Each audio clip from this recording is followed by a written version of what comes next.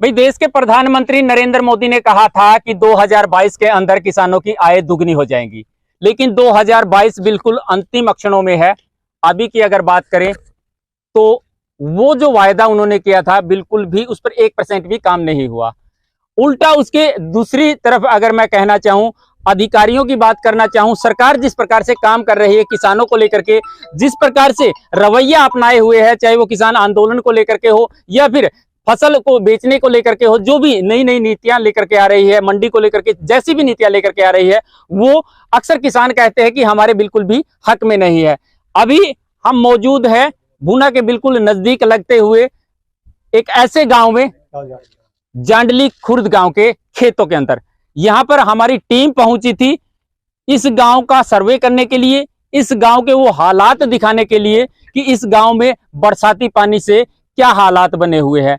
हमारे जो सीनियर साथी है वो भी यहाँ पर है, किसान जो साथी है वो भी यहाँ पर है। सबसे पहले इस सरकार का जो काम है वो मैं जानना चाहूंगा। हमारे सीनियर साथी है परमजीत सिंह तूर जी, टोहाना से सचमेल जो चलाते हैं, पत्रकारिता का अनुभव काफी है, इनसे जान लेते हैं। तूर साहब, क्या कहेंगे जिस प्रकार से देखा जा रहा है कि लगातार किसानों पर प्रहार हो रहे हैं सरकार के द्वारा, आपको क्या लगता है कि किसानों की आय जो है जिस प्रकार से नरेंद्र मोदी ने कहा था कि दुगनी होने वाली है, क्योंकि जो 2022 है वो अंतिम क्षणों में पहुंच चुका है, आपको क्या लगता है कि वो दुगनी आय हो सकती है? नरेश जी, आप क्यों भूल रहे हो? आय तो दुगनी हो चुकी है। जब किसान पर दोहरी मार पड़ गई, किसान की फसल बर्बाद हो गई, किसानों के घर बर्बाद हो गए। दूसरी एक सबसे बड़ी नालायकी जो मैं कहूंगा, प्रशासन की आप नालायकी देखेंगे, शहर को बचाने के लिए किसान की फसल को फिर से बर्बाद किया जा रहा है। सारा का सारा पानी, जितना भी पानी है शहर का, जो है खेतों की ओर छोड़ा जा रहा है। ये जो है एक योजनाबद्ध तरीके से किया जा रहा है कि अगर कुछ ना कुछ किसान का बच गया है तो उसे भी बर्बाद कर दिया जाए, ताकि किसान आर्थिक रूप से मजबूत ना हो पाए। लेकिन देखो नालायकी, एक इंजीनियर जो है, अपने आप को इंजीनियर बोलते हैं, बड़े बड़े ओहदे पर है, लाखों रुपया पे लेते हैं, लेकिन उनका दिमाग इतना काम नहीं करता कि इस पानी का कहीं ना कहीं और हल किया जाए। लेकिन वो हल क्या कर रहे हैं? किसान को दोबारा से मारने का प्रयास किया जा रहा है, बर्बाद करने का प्रयास किया जा रहा है। क्योंकि फसल पहले ही आपदा के कारण, कुदरती आपदा जो है किसान हमेशा झेलता आया, झेल लेगा।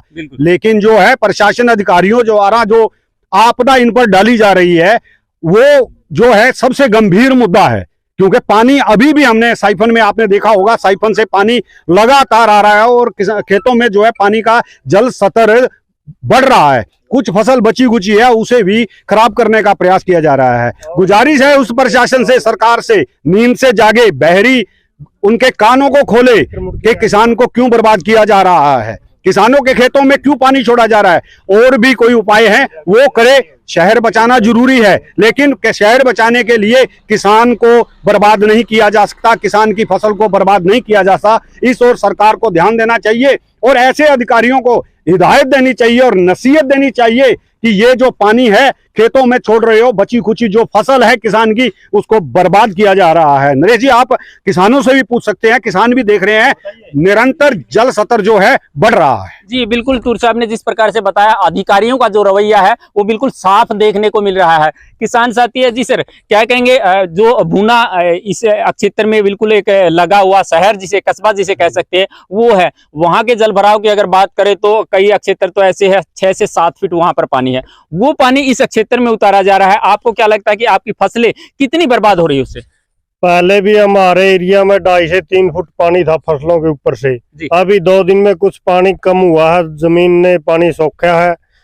अभी फसल बचने की आधी उम्मीद थी और सरकार की इस नकारात्मक नीति के कारण जो रजवाए में पानी डाल के खेतों में पानी छोड़ा जा रहा है, जो किसान को और भी ज्यादा आर्थिक रूप से कमजोर करेगा। बची हुई फसल भी बर्बाद होने के कंगार पर है। हमारी सरकार से और प्रशासन से यही उम्मीद है कि इस पानी का समाधान कहीं और किया जाए, खेतों की बजाय। नहीं, देखिए रास्ते में काफी नहरें भी आती होगी, ये पानी जो गांव की तरफ छोड़े जा रहे हैं, एक गांव नहीं भूना के आसपास के बताए जा रहे हैं, लगभग 50 गांव ऐसे हैं जिससे ये गांव जो है 50 के 50 पानी से ग्रसित हुए हैं। और बात करें अगर उस पानी को किसी नहर में छोड़ दिया जाए तो मुझे लगता है कि गांव में जो हालात बने हुए हैं उनको अंदर बिल्कुल काफी सुधार आ सकता है। भूना के पास 6 किलोमीटर नहर लगती है, 2 बड़ी नहर है, उनमें अगर इस पानी की सप्लाई कर दिए जाए तो हमारी फसलें अभी भी आधी फसल बच सकती है, अगली बिजाई हो सकती है। अगर ये पानी आता रहा तो गेहूं की बिजाई नहीं होगी। बिल्कुल देखिए, गेहूं की बिजाई बिल्कुल इस फसल को लेने के बाद में बिल्कुल जस्ट आने वाली है, लेकिन जिस प्रकार से देखा जा रहा है कि जल भराव जो है वो बढ़ने वाला है। कुछ और साथी है, उनसे भी बातचीत कर लेते हैं। सर, आप क्या कहेंगे, जिस प्रकार से नई नई नीतियां सरकार लेकर के आ रही है, मंडियों की बात करें तो फसल का कहीं मिनिमम मिनिमम स्पोर्ट्स जो प्राइस होता है, MSP जिसे कहते हैं, उसके लिए काफी दिनों तक लड़ाई भी लड़ी है, किसानों ने आंदोलन भी किए हैं, अभी तक उन पर किसी प्रकार का कोई गौर नहीं किया गया है। बताइए जी। अभी सरकार ने जो उस समय किसान आंदोलन चला था, MSP कमेटी का आश्वासन दिया था, उस मुद्दे के ऊपर 1 साल हो चुकी है। सरकार ने कोई भी बात बिल्कुल स्पष्ट नहीं की है, किसानों के साथ एक धोखा किया है MSP कमेटी बनाने का। रही बात किसान की, आज हमारी फसलें आ रही थी, सरकार की नीति के कारण हम कटा नहीं पाए, आधी फसल तो बच सकती थी जमींदार की आई हुई है। जो तोल का टाइम था सरकार का, आए गेड़ा बताती रहती है, 1 तारीख से तोल करेंगे। अगर किसान की फसल पक रही है तो क्यों नहीं लेते? बिल्कुल दर्शकों, एक बार फिर से मैं तूर साहब से बातचीत करना चाहूंगा इसको लेकर के। तूर साहब, आप क्या कहेंगे, कृषि मंत्री की अगर बात करें तो इस मामले में क्या कुछ उनका रवैया रहा है? देखो नरेश जी, मैं आपको बताना चाहूंगा, दिसंबर माह तक जो है ये फसलें कट जाती हैं, उसके बाद है गेहूं की बिजाई होती है। लेकिन ये जो आसार लग रहे हैं, नालायकी किसकी है आपने देखी होगी। प्रशासन इसका पुख्ता प्रबंध करने की बजाय ये पानी छोड़ रहा है। ऐसे ही निरंतर पानी चलता रहा तो ये फसल बर्बाद नहीं, आने वाली जो गेहूं की फसल है, बिजाई नहीं होगी तो दोहरी मार। अभी आप आय दुगनी की बात कर रही थी, हो गई दुगनी आय, 2 फसलें किसान की मर गई तो किसान तो अपने आप दोगुना हो गया। तो कहने का भाव ये है, इसके ऊपर तुरंत संज्ञान लेना चाहिए सरकार को, और प्रशासनिक अधिकारियों को हिदायत देनी चाहिए कि किसान के खेत में यह पानी ना छोड़ा जाए। निरंतर पानी अगर छोड़ा जाता रहा तो जल स्तर बढ़ता रहेगा, तो जल स्तर बढ़ता रहे तो अगली फसल की भी जो है लाले पड़ जाएंगे किसान को ये प्रशासनिक अधिकारियों को इस पे संज्ञान लेना चाहिए, और सरकार को इनके ऊपर संज्ञान लेना चाहिए। हमारे क्षेत्र के मंत्रियों को जो भी यहाँ का विधायक है, मंत्री है, उसको ध्यान देना चाहिए और तुरंत प्रभाव से इस पानी को बंद किया जाना चाहिए और इसका प्रबंध कहीं और किया जाना चाहिए। अन्यथा आप देख लो हालात क्या है, लगातार पानी आ रहा है और किसान परेशान है, घर किसान के दरारें आ चुकी हैं, गिरने की कगार पर है और फसल बर्बाद, अगली फसल की भी कोई उम्मीद नहीं रहेगी। तो आप जान सकते हो किसान कहां जाएगा।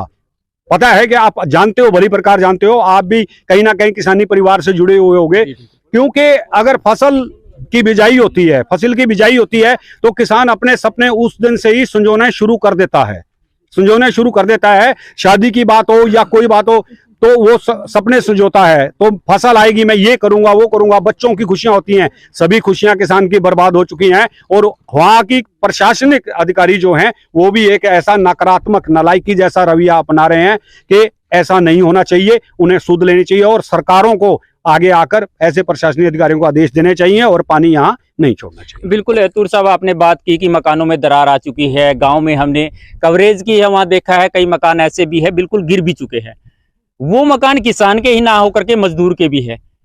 कहीं ना कहीं मजदूर के मन में भी ये टीस है कि किसान को तो अपनी फसल का मुआवजा मिल जाएगा, लेकिन उनके जो मकान गिर रहे हैं उनका मुआवजा कौन देगा? देखो ये बात आपने नरेश जी बहुत बढ़िया बात कही कि मजदूर जो है किसान से जुड़ा हुआ है। अधिकतर मजदूर है जो पशुओं के लिए चारा वगैरह किसानों के खेत से ही लेके जाते हैं, और कई तरह की ऐसी चीजें हैं जो किसान से ही जुड़ी हुई हैं। वो मजदूर, उनको भी मुआवजा मिलना चाहिए, क्योंकि मजदूर जो है कहीं का नहीं रहता।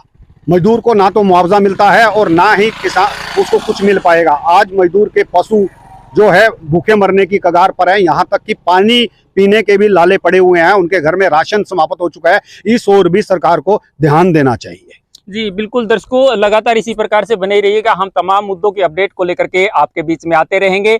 और एक बात जरूर कहना चाहेंगे, इस सरकार के कानों तक अगर आप इस बात को पहुंचा सकते हैं, इस सरकार के उन अधिकारियों तक अगर इस बात को पहुंचा सकते हैं, तो जितना ज्यादा हो सके इस वीडियो को शेयर कर दीजिएगा। लगातार बने रहिएगा इसी प्रकार, अपने सहयोगी के साथ मैं आपके बीच में आता रहूंगा।